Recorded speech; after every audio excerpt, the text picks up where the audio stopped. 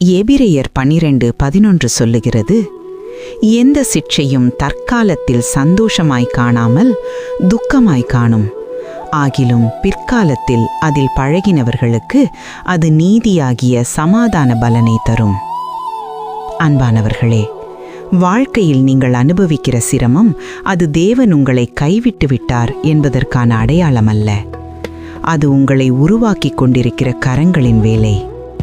சிட்சை சந்தோஷமாக இருக்காது, அது வலிக்கும், அது கண்ணீரை தரும். சில நேரங்களில் எனக்கு மட்டும் ஏன் என்று கேட்க வைத்துவிடும். ஆனால் நினைத்துப் பார், தங்கம் நெருப்பில் போனதால்தான் சுத்தமாகிறது. மரக்கன்றுக்கு வெட்டுக்கோல் பட்டால்தான் அது நல்ல மரமாக வளரும்.